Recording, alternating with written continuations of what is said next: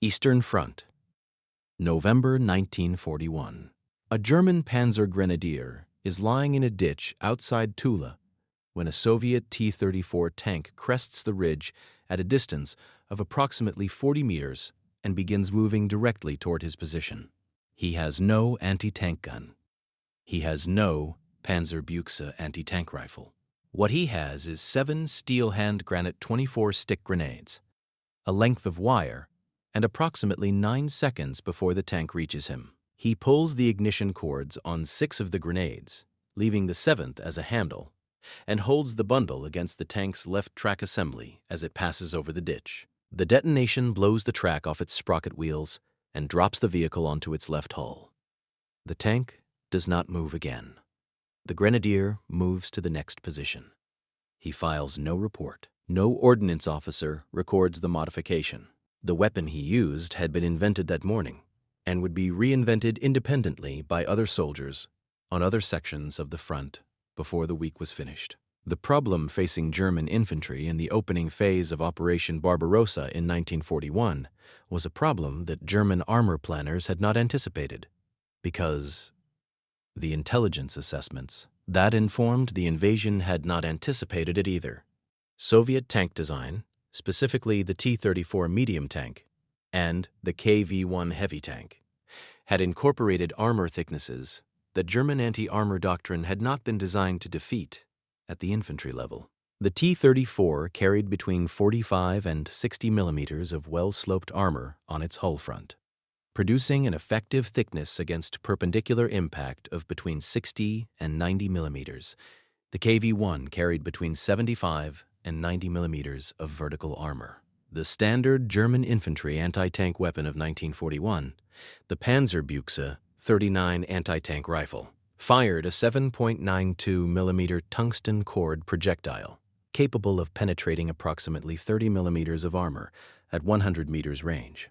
Against T-34 frontal armor at combat distances, the Panzerbuchse was not an anti-tank weapon. It was a notation in a logistics manifest. German infantry units encountering Soviet armor without artillery support in the summer and autumn of 1941 faced a deficit that their issued equipment could not resolve, and they resolved it instead with the one weapon every German infantryman carried in quantity: the Stielhandgranate, a device that had been in continuous German service since 1916 and that was never designed to stop a tank. The Stielhandgranate 24, the model in widespread use by 1941, was a thin-walled steel fragmentation head containing approximately 170 grams of TNT explosive, threaded onto a hollow wooden handle of approximately 25 centimeters. The ignition system was a friction fuse activated by pulling a porcelain bead on a cord threaded through the base of the handle, which initiated a 5-second delay before detonation.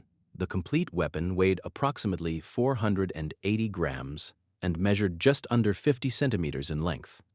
The extended handle served a specific ballistic purpose. It shifted the weapon's center of gravity toward the rear, allowing a trained thrower to achieve ranges of between 30 and 40 meters with a smooth overarm delivery and providing rotational stability in flight superior to a conventional hand grenade without a handle.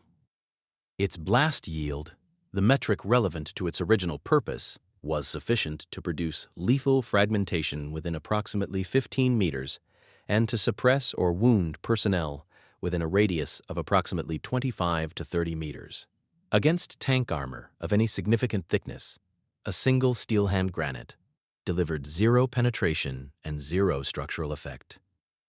The arithmetic of the problem was immediate. The bundled grenade configuration that German infantry developed under field conditions exploited a specific mechanical principle. The explosive effect does not scale linearly with charge mass under all conditions, but the shock pressure delivered to a surface in direct contact with an explosive charge increases substantially with increased charge weight. 6 Stielhandgranate heads removed from their handles and wired around a 7th complete grenade. The 7th retained as both additional explosive mass and as the ignition and handling device, produced a consolidated charge of approximately 1 kilogram of TNT in direct contact with whatever surface it was pressed against at the moment of detonation. against tank track and running gear, which consisted of steel links, return rollers, and drive sprocket assemblies not designed to resist explosive loads from the outside. 1 kilogram of contact-detonated TNT was sufficient to break track links, displace road wheels from their axles, and, in many cases, jam the drive sprocket beyond field repair capability. Against thin armor on the vehicle's lower hull sides, typically between 20 and 30 millimeters on most Soviet tanks of the period, the same charge delivered at direct contact produced deformation and, in some cases, penetration sufficient to disable internal components. The weapon did not destroy tanks. It stopped them, which in the context of an infantry position with no other anti-armor option was functionally equivalent. The German army did not invent the bundled grenade concept in 1941. The configuration had appeared in German field modifications during the First World War, where Stielhandgranate bundles had been used against early British and French tank designs. What the Eastern Front produced was a systematic rediscovery of the modification under conditions that made it operationally necessary rather than merely expedient, followed by its formalization into issued doctrine. By the winter of 1941 and into 1942, the geballte Ladung, the official German designation for the consolidated explosive charge, had been incorporated into infantry anti-tank training as a recognized last resort weapon. The official specification called for 6 grenade heads, wired to a central 7th complete grenade, with the handle of the central grenade retained for carrying and deployment. Training documentation issued to infantry units in 1942 specified approach techniques using dead ground, tank blind spots in the rear hull quadrant, and the cover provided by the tank's own noise and vibration to mask the operator's approach, and describe the deployment sequence with a precision that field soldiers had already worked out independently.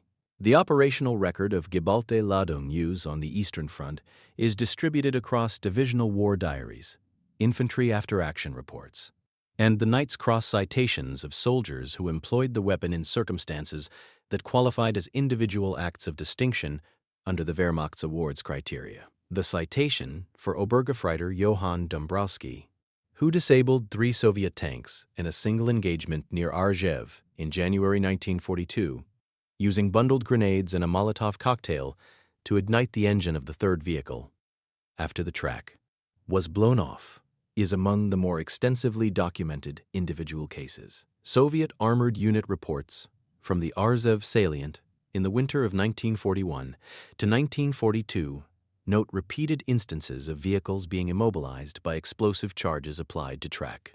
Assemblies with the characteristics of the damage consistent with contact-detonated charges rather than anti-tank gun or artillery fire.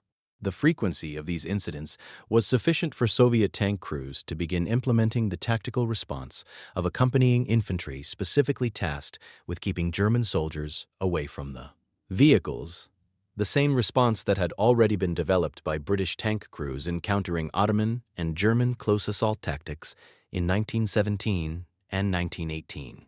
The comparative anti-armor improvisation record of other forces in the same period reveals a consistent pattern of soldiers with insufficient issued equipment arriving at equivalent solutions through independent reasoning. Soviet infantry facing German armor in 1941 used bundled RGD 3 grenades in an identical configuration.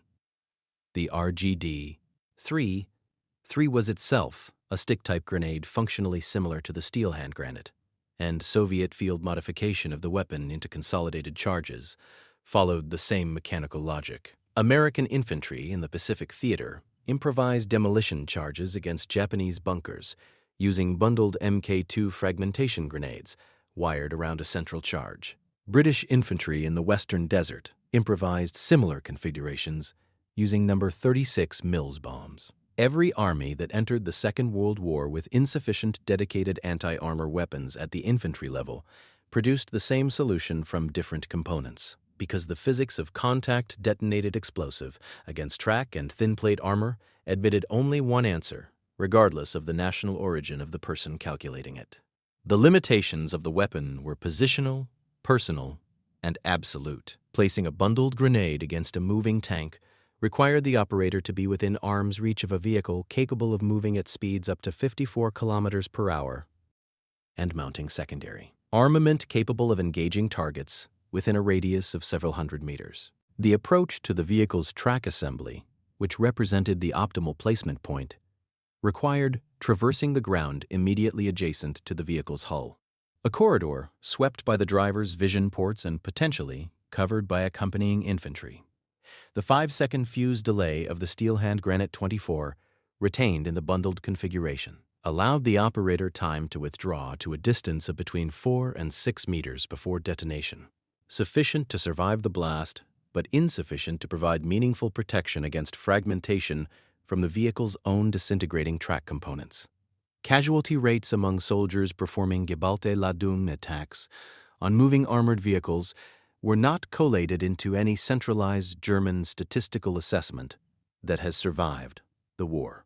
Casualty rates among soldiers who attempted the attack on vehicles that were already stationary and aware of their presence were reported in multiple unit histories as a total. The Geballte-Ladung remained in German infantry anti-armor doctrine until the introduction of the Panzerfaust in late 1943, which provided a standoff, hollow charge capability that made close-approach weapons redundant for the majority of anti-armor engagements. The Panzerfaust 30, which entered production in the autumn of 1943, could penetrate approximately 200 millimeters of armor at a range of 30 meters without requiring the operator to touch the vehicle. Production reached approximately 1 million units per month by late 1944. The bundled grenade did not disappear from German infantry use after 1943. It remained listed in training documentation as a secondary option for situations in which a Panzerfaust was not available. The German Army's own internal assessments of how frequently that situation arose were not required to be filed with any central registry, and most were not. Between June 1941 and May 1945, the German Army consumed approximately 75 million Stielhandgranate in all theaters and all roles. The number expended in bundled anti-armor configurations was not separately tracked by any issuing authority. The number of tanks stopped by them was not recorded by anyone at all.